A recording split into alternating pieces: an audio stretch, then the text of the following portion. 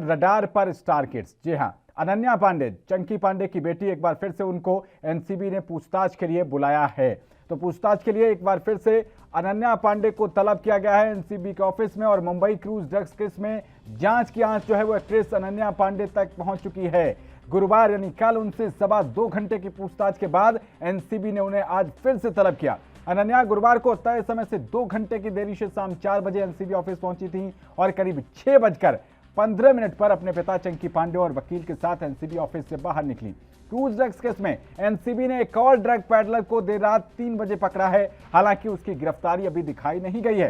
कहा जा रहा है कि आर्यन के पास से रिकवर ड्रग चैट में भी इसका नाम है और इसलिए संभवतः अनन्या के सामने उसे बैठाकर आमने सामने की पूछताछ की जा सकती है। अनन्या से आज आर्यन के व्हाट्सएप चैट दिखाकर सवाल किए जा सकते हैं। एनसीबी आर्यन खान और अनन्या पांडे की चैट की जांच कर रही है और उनके इलेक्ट्रॉनिक डिवाइसेस भी जब्त कर लिए गए हैं। बता दें कि एनसीबी ने गुरुवार को मुंबई के बांद्रा इलाके में स्थित अनन्या पांडे के घर पर छापेमारी भी की थी। ये रेड अनन्या के पॉली हिल वाले फ्लैट पर हुई थी और छापेमारी के बाद अनन्या को पूछताछ के लिए बुलाया गया। एनसीबी अधिकारियों ने उनके घर से एक लैपटॉप, फोन और दूसरे इलेक्ट्रॉनिक गैजेट्स जब्त किए। अनन्या से गुरुवार को महिला अफसर की मौजूदगी में पूछताछ की गई। इस दौरान अधिकारियों ने उनसे जेल में बंद आर्यन खान और इस केस से जुड़ी ज्यादा से ज्यादा जानकारी इकट्ठा करने की कोशिश की। अनन्या के लिए सवालों की पूरी लिस्ट तैयार की गई थी। एनसीबी अधिकारी समीर वानखेड़े भी उनसे पूछताछ कर रहे थे। सूत्रों के मुताबिक अनन्या से यह भी पूछा गया कि आर्यन के साथ आप भी ड्रग्स लेती थी या नहीं। सूत्रों का कहना है कि एनसीबी ने उनसे पूछा था कि क्या वो चैट में सामने आए नामों में से किसी और को जानती हैं। एजेंसी ने उनसे पूछताछ की और पूछा कि क्या वो किसी और को जानती हैं जिसे मुंबई क्रूज मामले में गिरफ्तार किया गया है।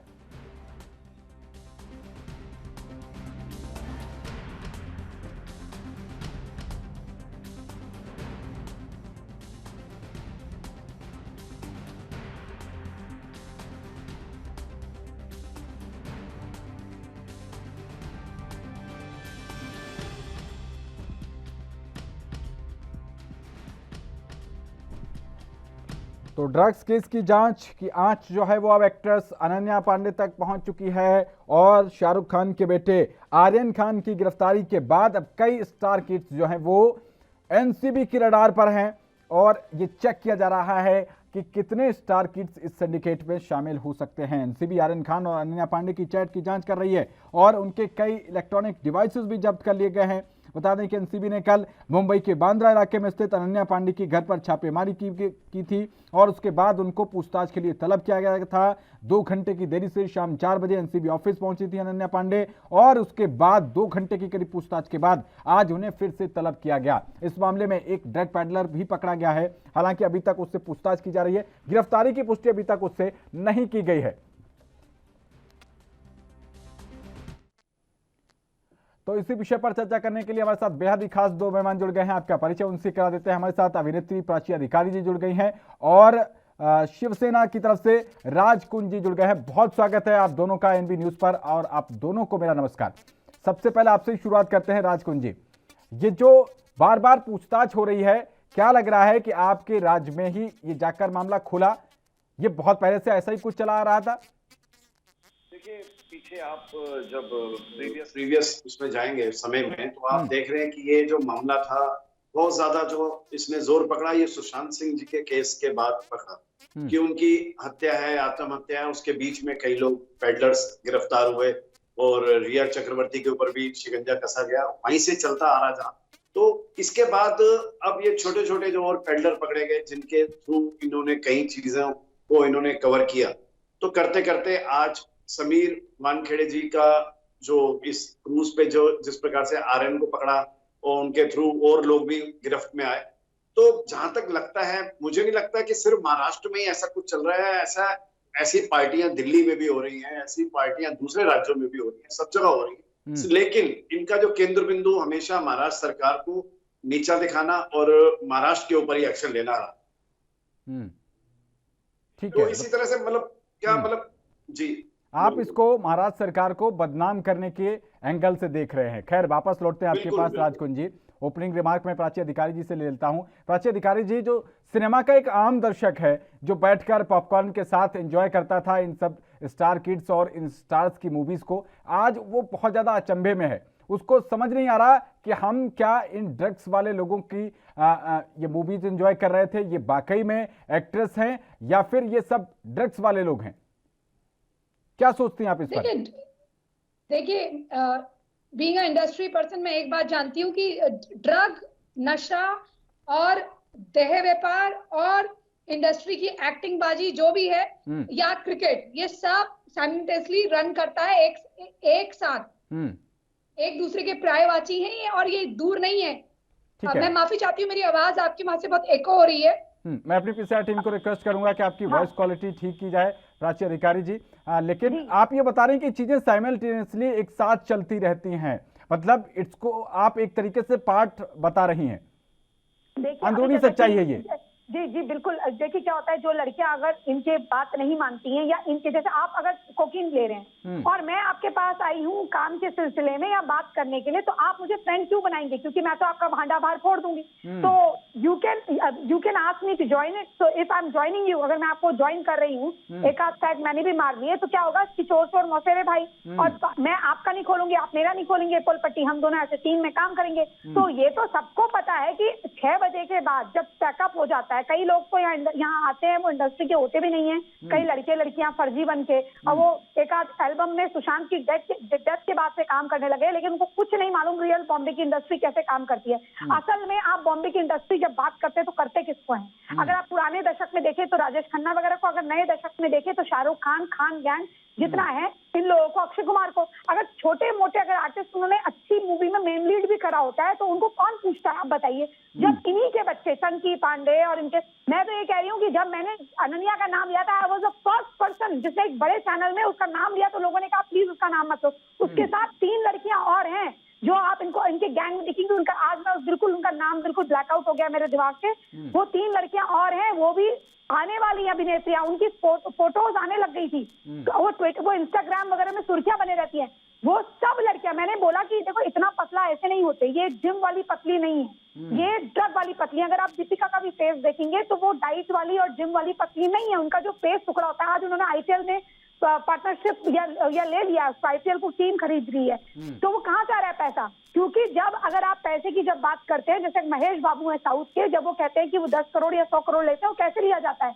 1-8 करोड़ कैश होता है और कहा जाता है, क्योंकि जो बाकी लोगों ने बेसिक पता ही नहीं है इंडस्ट्री का, जो ऐसे लिया जाता है कि 1-8 करोड़ या 2 करोड़ कैश दिया, उसके बाद बाकी जो है वारंगल में इतने थिएटर हैं, बॉम्बे में इतने थिएटर हैं, उसमें डब होने के बाद इतने होगी तो कलेक्शन होगा, तो उसके सिवाय कोई ऐसा पैसा नहीं होता। और अगर टोटल मूवी का पैसा कहा जाता है तो वो कितना पूरे टोटल होता है। टेक्नीशियन 6 बजे के बाद क्या करते हैं? सभी शराब की 1-1 लीटर बोतल लेकर बैठे रहते हैं, और ये भी कहा जाता है कि अगर आप शूटिंग के बीच में शराब पी रहे दिन में तो आपको आउट कर देंगे, लेकिन ऐसा कुछ नहीं होता। क्योंकि मेरा खुद का एक्टर, वो इतने बड़े म्यूजिशियन का बेटा था, वो खुद टेबल लगा के उसकी कार से निकालते थे, वो शराब पीता था और कहता था मैडम आप भी आ जाइए, तो बाकी सारा वो पैक करके ले जाते थे। तो ये सब ऐसा ही चलता है और ये बहुत कॉमन है। और आर्यन ने तो, मुझे लगता है कि आर्यन और अनन्या का क्या है, ये लोग तो कह रहे हैं ना कि गांजा लेकर आओ, तो इसका मतलब वो गांजे वाले को जानती है, और यही लोग आपस में सेल भी करते हैं। जैसे एक 5,000 की पुड़िया आया करती थी कोकीन की पहले, 5 आउंस की इसकी, तो क्योंकि हम इंडस्ट्री में पता है, अब वो 17,000 की बेचने लग गए, 25,000 की। जो आम कलाकार है, अब मेरे को कल मालूम चला कि कलाकार है। मैं एक बार पॉलिटिकल रिएक्शन ले लेता हूँ। बताइए राजकुंज जी, अब कुछ बाकी बचा है? इंडस्ट्री का एक पार्ट प्राची अधिकारी जी बता रही हैं, और ये कोई रॉकेट साइंस नहीं है। आप कह रहे हैं कि आपकी सरकार को बदनाम करने के लिए, महाराष्ट्र को बदनाम करने के लिए कहा जा रहा है। सरकार को बदनाम करेंगे जब इनको तो खुश होना चाहिए कि सफाई हो रही है। इनके भी हो सकता है, इनके घर के भी बच्चे हो, वो किसी गलत संगत में पढ़ते, नहीं पढ़ेंगे। ठीक है प्राची अधिकारी जी, ठीक है, जवाब देते हैं राजकुंज जी। देखिए पवन जी, प्राची जी जो कह रही हैं वो बिल्कुल हो सकता है कि इन्होंने बिल्कुल ग्राउंड जीरो पे जिस तरह से इन्होंने काम किया है, इन्होंने मतलब सबके साथ मिलके काम किया है, तो इनको पता होगा कि वहां पर ऐसा क्या होता है। कुछ चीजें होती हैं जो पर्दे के पीछे होती हैं, जो नहीं समझ आती है, नहीं नजर आती, वो बिल्कुल स्वाभाविक है। लेकिन अब उस पे एक्शन लेना, हर किसी के बेडरूम में घुसना, हर किसी के ड्राइंग रूम में घुसना तो संभव नहीं है किसी सर भी बेडरूम की किसी बात भी नहीं है, पुलिस के लिए। आप समझ सकते हैं। प्राची जी आता हूँ मैं आपके पास, आता हूँ प्राची जी आता हूँ। ड्रग्स का जो मामला है ना सर, एक बात बताइए, राजकुंज जी, ड्रग्स का मामला है ना, ये इसको बेडरूम के साथ बिल्कुल लिंक मत कीजिए, ये खत्म कर देगा मुंबई को। बात को पवन जी, नहीं, मैं कहना चाह रहा हूँ कि कोई अपने बेडरूम में वहां पे पी रहा है बैठ के, जैसे सुशांत सिंह जी ने सुसाइड किया था अपने ड्रग्स बेडरूम में। इलीगल है सर, सर, ड्रग्स इलीगल है, आपको पता है, इसका कंजम्पशन भी इलीगल है। आप अगर कोई लीगल एक्टिविटी अपने बेडरूम के अंदर भी कर रहे हैं तो वो इलीगल ही रहेगी, वो लीगल नहीं हो जाएगी। जांच एजेंसी का अधिकार है सर। ठीक है प्राची जी आता हूँ, एक बार प्राची जी आता हूँ। बारे में प्राची जी क्यों अपने ऊपर मतलब इस तरह से क्यों रिएक्शन कर रही है? मैंने तो एक बात बोली नहीं है, मैं तो सिर्फ ये कह रहा हूँ कि ड्रग्स को लेना किसी भी तरह से, चाहे वो ड्राइंग रूम में बैठ के ले या बेडरूम में बैठ ले, जिस प्रकार से सुशांत जी के केस में देखा गया कि उन्होंने बेडरूम के अंदर बैठ के सुसाइड करा, जिस प्रकार से पंखे से लटक के उनकी मृत्यु हुई है, इस प्रकार से किसी के कमरे के अंदर झांकना तो संभव नहीं है ना, कोई भी नहीं वहां जा सकता। उनके जो अंदर नौकर चाकर थे उन तक को नहीं पता था क्या हुआ। लेकिन आज एक ईमानदार अधिकारी समीर वानखेड़े अगर कोई सफाई कर रहा है तो आपकी पार्टी का मुख्यमंत्री है और आपकी जो को पार्टनर है एनसीपी, उसका एक कद्दावर मंत्री ये बात कहता है कि आप 1 महीने बाद जॉब में नहीं रहेंगे। एक तरीके से सर धमकी दी जा रही है।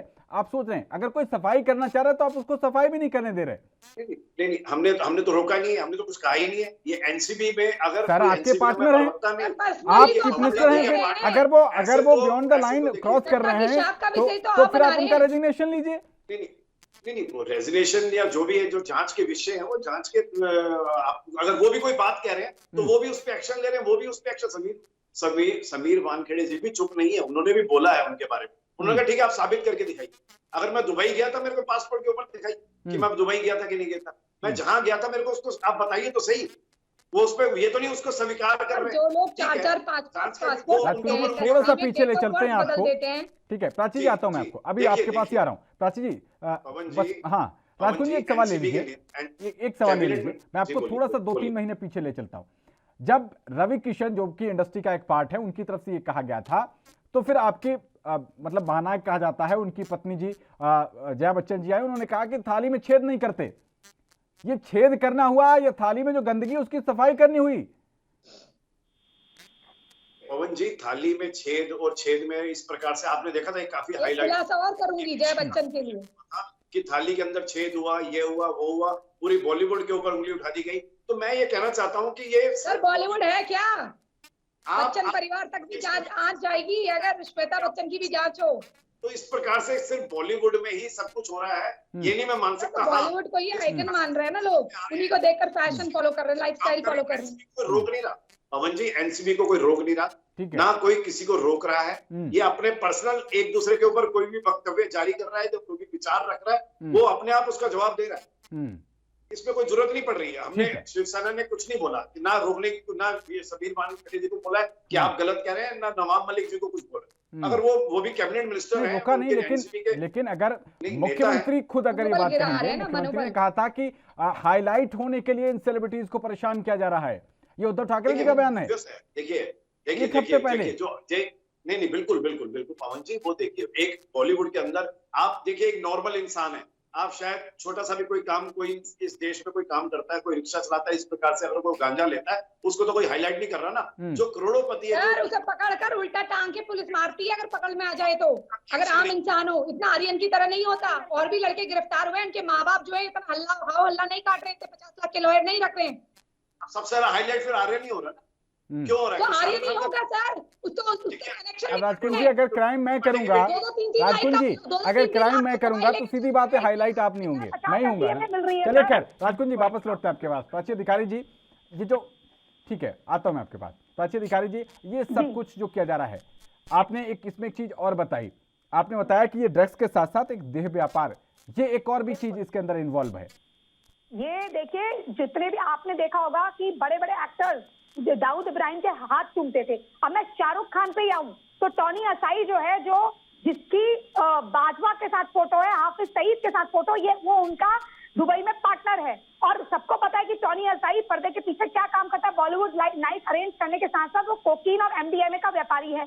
ऐसे ही जैकलिन का भी नाम जब आया था, ईडी ने लिया था, तो जैकलिन के चाचा क्या करते हैं, और उसके कहने पर सलमान खान वहां क्या करने की चले गए, प्रेसिडेंट चुनाव का जो पब्लिसिटी करने गए थे, जो कन्विंसिंग करने गए थे। तो आप ये बताइए, ये सब इंटरकनेक्टेड है। जब फोन पे कुछ मिल रहा है, अगर मैं आपसे कह रही हूँ मुझे गांजा चाहिए और इतनी बड़ी बात है, अरे चंकी पांडे की खुद की चाट हो जाए, वो खुद क्या लेते हैं, वो जब आते हैं शो में कपिल के, वो क्या लेकर आए थे, हल्का, ये शराब तो 24 घंटे नॉर्मली चलती है कई लोगों की, लेकिन उसके साथ वो क्या मिला के पीते हैं। आपने देखा होगा अर्जुन कपूर तक थे और शाहिद कपूर तक थे, जो अपने आप को सो कॉल्ड वेगन बोलते हैं, लेकिन सिगरेट नहीं पीते, शराब नहीं पीते, लेकिन थोड़ा सा वो ले लेते ये कोकीन, क्योंकि महंगा नशा है। उससे क्या है, कोकीन से प्रॉब्लम सबसे बड़ी बात क्या होती है, आपको राहुल महाजन का केस याद होगा, वो बीजेपी के उस वक्त कैंडिडेट थे, मतलब उस समय उनको लग रहा था कि इसी को पार्टी का चीफ मिनिस्टर ना बना दिया जाए, लेकिन वो आपको पढ़े मिले, कैसे पढ़े मिले सब जनता जानती है किस प्रकार से हुआ था। उनको कितना ज्यादा कोशिश कर करके उनको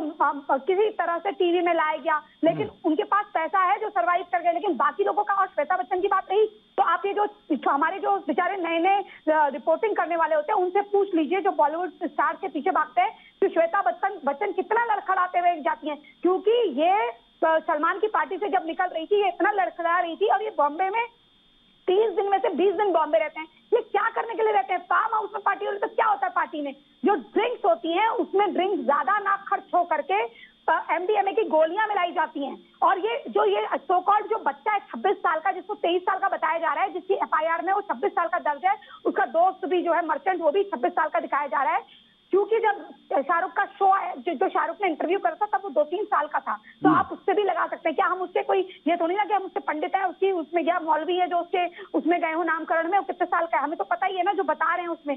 प्लस एक लड़का जो आप बता रहे हैं कि टैबलेट के साथ पकड़ा गया है, 22 एमडीएमए के साथ, 50 ग्राम कोकीन के साथ। अब वो ग्रुप है, आप और मैं है वहां पर, इतने सारे लोग हैं, आवाज मिल रही है आपको? जी हाँ। प्राची अधिकारी जी, आप बता रही थी कि you was the first person to name Ananya Panday, और आपके पास अभी 3 नाम और भी हैं जी। क्या आप, अगर आप कंफर्टेबल फील करें तो बता सकते हैं कि कौन से लोग वो हो सकते हैं जिनके ऊपर अभी एनसीबी कार्रवाई करने जा रही है? देखिए, मैं आपको एक बात बोल देती हूँ, ये आप अनन्या के पुराने वीडियोस निकाल लीजिएगा, मैं थोड़ा सा नाम उसका भूल गई हूँ, वो किसी स्टार की वो अनन्या के साथ 3 लड़कियां रहती हैं, और वो तीनों आपको पार्टी में दिखाई देंगी, और वो तीनों शॉर्ट्स में इसके साथ ही, और ये सब एक मिलते जुलते कपड़ों में ही रहते हैं, और ये हर पार्टी में आप, वो आई भी थी बीच में, उनका किसी मैगजीन में भी कवर था, इंस्टाग्राम में भी वो तहलका मचाती हुई कि, मतलब एक्चुअली क्या होता है, कोई सुंदर हो ना हो तो वो जो लिखते हैं कि the most beautiful, the most gorgeous, जो पीआर टीम लिखती है, और वो लड़की जो है, इवन आपकी जो पूजा बेदी की बेटी थी, फर्नीचर वाला, क्या थी वो भी आप देख सकते हैं, इन लोगों को आप देख सकते हैं, सबका कनेक्शन। आप इनकी ना एक्चुअली बॉडी लैंग्वेज पढ़ा करें, जिम से आप पतले होते हैं पर आपका फेस श्रिंक नहीं होता। जी, कल को अगर बॉलीवुड की, अगर जो सितारे हैं जिनको हीरो और हीरोइंस कहा जाता है, इनको हीरो हीरोइंस ना कह के फिर ड्रग एडिक्ट्स कहा जाए, तो वो शायद वो दिन दूर ना हो। देखिए, पहली बात, सबसे पहले तो हम अंग्रेजी का गलत उपयोग करते हैं। वो हीरो हीरोइन तो होते हैं हीरोइक करेक्टर वाले। इस पे काफी, जब मैंने ये बातें बोलनी शुरू करी थी, और I was the first person की जिसने ये भी कहा था, उसके बाद एक बड़े चैनल ने इस पर डिबेट भी करी थी कि ये हमारे आइकन नहीं है, अहल्याबाई होलकर वगैरह हमारे आइडियल है। जैसे मैं अपना रानी लक्ष्मीबाई और अहल्याबाई होलकर को मानती हूँ, वो हीरोइक काम करके गए हैं। सरोजनी नायडू जो इतना फारसी वगैरह सब लिखती थी, लिटरेचर बड़ी अच्छी थी, ये किस बात की हीरोइन? ये तो एक्टर है, एक्ट्रेसेस है, हमको पैसे मिलेंगे, हम चमेली भी बनेंगे, हमको पैसे मिलेंगे, हम दाऊद इब्राहिम भी रोल अदा करेंगे। लेकिन एक छोटी सी बात रह गई थी, शाहरुख खान वही व्यक्ति हैं जिसने माहिरा खान जो दाऊद की पहली गर्लफ्रेंड थी, उनको कार्य दिया था। तो आप ये समझ सकते हैं कि आप रईस में जब आपका इतना इन्वॉल्वमेंट है, एक गुंडे का महिमा मंडन कर रहे हैं जिसने इतने लोगों को चरस गांजे में डाला, उसको आप बड़ा अच्छा इंसान बता रहे हैं। पता नहीं वो किसके लिए अच्छा इंसान जाती है। देखिए, वो फिल्में, मैं आपको एक आज मोटा मोटी बात बता दूं, कुछ फिल्में ना आप सोचेंगे कि आप देखने गए तो लाखों लोग गए, वो एक पर्टिकुलर भीड़ को देख के आप मत समझिए। ये होता है ब्लैक का पैसा, 1000 करोड़ आया है और हमने कहा कि 500 करोड़ मूवी में लगाए, तो बाकी 500 करोड़ जो है वो इनकी जेब में जाता है, और कहा जाता है कि भाई मूवी ने बिजनेस करा है 600 करोड़ का, 700 करोड़ का, बाकी के 300-400 करोड़ इनके पास। तो ये, और कभी कभी ये दिखा देते हैं कि मीडियम कलेक्शन हुआ है, या कोई भी पिक्चर कभी फ्लॉप नहीं होती है, पहली बात। वो नो प्रॉफिट नो लॉस भी होता है, तो सिर्फ गवर्नमेंट को टैक्स ना देने के लिए होता है और सबकी सांठगांठ होती है इसमें, चाहे कोई मेंबर हो, कई जो छोटे मोटे डिपार्टमेंट के मेंबर हो, जो सेंसर के मेंबर, कोई भी हो, सब मिले होते हैं। नहीं तो आप बताइए अच्छी अच्छी मूवीज रिलीज नहीं होती जी। वापस लौटेंगे आपके पास, आपको मैंने पूरा पर्याप्त टाइम दिया। मैं कुछ राजपुंज जी से बात कर लेता हूं। राजपुंज जी, आप ये कह रहे हैं कि महाराष्ट्र को टारगेट किया जा रहा, आपकी पार्टी को टारगेट किया जा रहा, लेकिन जिस तरीके से चीजें सामने आ रही हैं वैसा नहीं है, जनता समझने लगी है। देखिए पवन जी, मैं प्राची जी जो बात कह रही हैं, देखिए उनका कुछ निजी एक्सपीरियंस होगा, इस प्रकार से तो कुछ ऐसा संदर्भ नजर नहीं आता, लेकिन हाँ प्राची जी ने कुछ इस प्रकार से देखा होगा तो वो ठीक है बयान कर रही है। मैं हो सकता हूँ कि एक कलाकार हैं, एक एक्ट्रेस हैं, तो उनको ऑब्वियस है उन चीजों से गुजरना पड़ता होगा, उन चीजों से एक्सपीरियंस होता है उन चीजों में जाके, तो लेकिन वो बहुत ज्यादा इस चीजों में जब उनको पता है तो उन्होंने चीजों को हाईलाइट क्यों नहीं किया, मैं ये जानना चाहता हूँ। सर कैसे हाईलाइट करें? हाईलाइट ही कर रहे हैं, ये हाईलाइट ही कर रहे हैं। लोग तो पता नहीं बोले जा रही हो। आपकी पार्टी सरकार में है सर, ठीक है, आप संज्ञान लेवा दीजिए। एक नेशनल टीवी चैनल पर बैठकर वो खुलासा कर रही हैं, नेशनल टीवी चैनल पर बैठ के अगर आपकी पार्टी के खिलाफ कोई बोल देता है, आप FIR करवा देते हैं, इस पर संज्ञान लेवा के आप उसको, जो गटर बन गई है चीजें, उसको साफ करवाना शुरू करवा दीजिए। राजपुंज जी, हाँ, इनको पर्दे के पीछे की सारी जानकारियां हैं, मैं इसलिए कह रहा हूँ कि वो जानकारियां जो अंदर बैंड के अंदर बंद होकर रहता है, इनको सारी चीजों को पता है कि वो के बाद क्या लेते हैं, कौन सी गोली कब लेते हैं, वो इस टाइम ब्रेड पर में क्या लेते हैं, लंच में क्या लेते हैं, डिनर में क्या लेता है, सारी जानकारी जब आपके पास खुद ट्रक ले रहा है 4 साल से, आपके टाइम पे उन्होंने बिल्कुल भी टोका टाकी नहीं की, आपको पर्याप्त टाइम दिया। ठीक है राजू जी, मैं ये कह रहा हूँ जब इसकी जानकारी आपके शायद समीर वानखेड़े जी के पास भी नहीं, वो बेचारे भी जुटा रहे हैं इतनी जानकारियां जा जाके, तो आपको तो इस टाइम जाके उनके साथ कंधे से कंधा मिलाकर इस पर कार्य करना चाहिए, क्योंकि मुझे तो लगता है आपके पास उससे ज्यादा जानकारी है और ये बड़ी अच्छी बात है। मैं इसमें ये नहीं कहूंगा कि आपकी मैं उसमें वो नहीं कर रहा, लेकिन अच्छी चीज है कि आपको जानकारी है, ऑब्वियस है, जो चीज ग्राउंड लेवल पे ऊपर आती है। सर एक जानकारी और भी है, एक जानकारी और भी है जो देश के तमाम राजनीतिक दल, कई राजनीतिक दल कह रहे हैं कि आर्यन खान को इसलिए टारगेट किया जा रहा है क्योंकि वो मुस्लिम है। कई लोगों ने ट्वीट किए हैं और आपकी तरफ से भी इस पर कोई आपत्ति दर्ज नहीं की गई कि महाराष्ट्र में किसी भी मुस्लिम को इस आधार पे टारगेट नहीं किया जा सकता क्योंकि वो मुस्लिम है।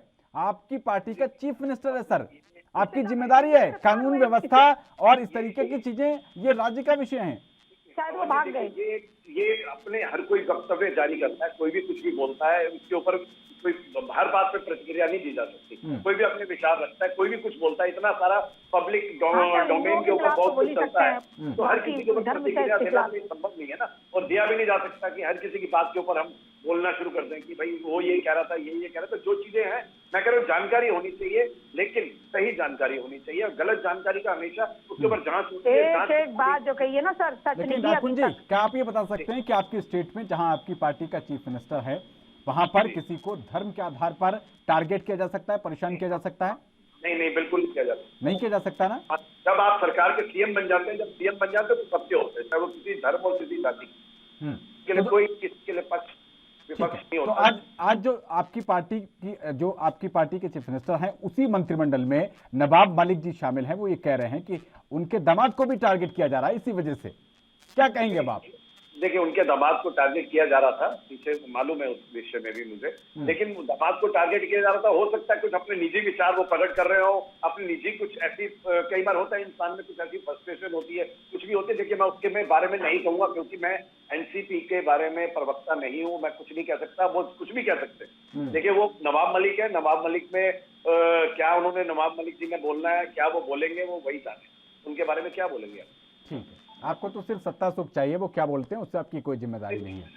नहीं, सत्ता सुख से नहीं, सत्ता सुख से पवन जी ऐसा कुछ नहीं होता, लेकिन किसी धर्म सभी जाति बराबर होती है, किसी के विषय में, किसी के बारे में गलत और सही निर्णय लेना ठीक नहीं होता।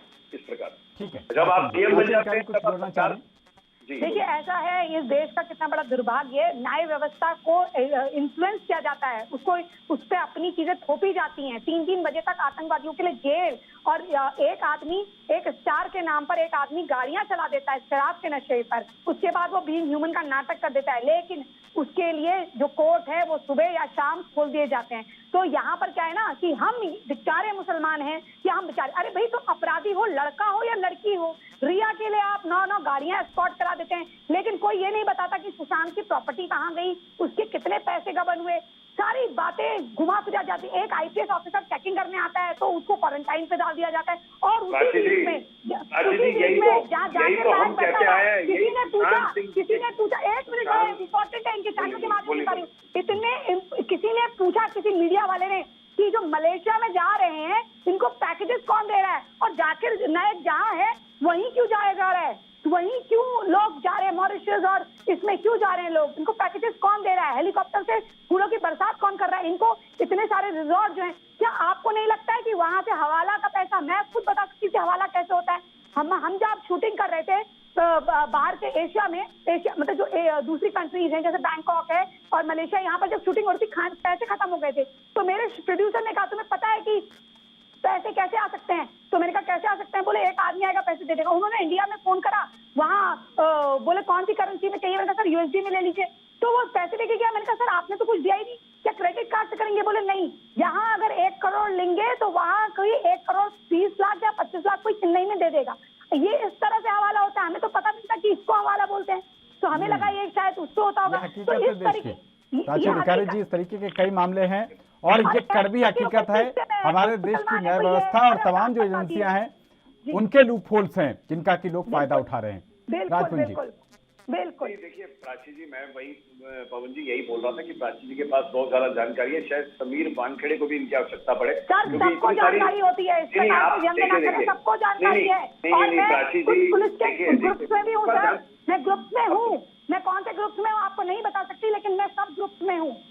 मैं समाज सेवा का काम करती हूँ, ये भी आपको पता होना चाहिए, केरला तक गई हूँ मैं, हिंदुओं की दुर्दशा देखी है, और वहाँ लैंग्वेज ठीक है प्राची अधिकारी जी, आप बोल लेने दीजिए, अब जवाब ले लेने दीजिए, आपने तमाम आरोप लगा दिए ना, पर्सनल ना हो ये ना, आप बात करिए। नहीं, मैं देखिए प्राची जी, मैं आपको हर्ट नहीं कर रहा, मैं आपको कोई, मैंने पहले ही आपको बोला कि देखिए आपके पास जानकारी है, वो बिल्कुल अच्छी बात है, लेकिन आपकी तरफ पता नहीं कितने लोगों को जानकारी, फिर ऐसी जानकारी अगर है तो उसको सत्यापित कीजिए ना, स्टैंप लगाइए, ऑलरेडी दी है, अनन्या पांडे का ये तो बहुत नहीं आया है, ये तो बहुत बात है, ठीक है ना। राजपुंजी जी, क्या अब महाराष्ट्र सरकार की तरफ से कुछ और इनिशिएटिव दिखाया जाएगा कि जो ये मामले खुलकर सामने आ रहे हैं और साफ पता चल गया है, अब इसमें कोई रॉकेट साइंस बचा नहीं है, इंटरनेट पर हजारों ऐसी वीडियो वायरल्स हैं और उन्हीं स्टार किड्स के अपने ऑफिशियल पेजेस से हैं, क्या महाराष्ट्र सरकार इस मामले में इनिशिएटिव लेते हुए कोई अपना इनिशिएटिव दिखाएगी, कोई स्पेशल इन्वेस्टिगेशन टीम बनाएगी?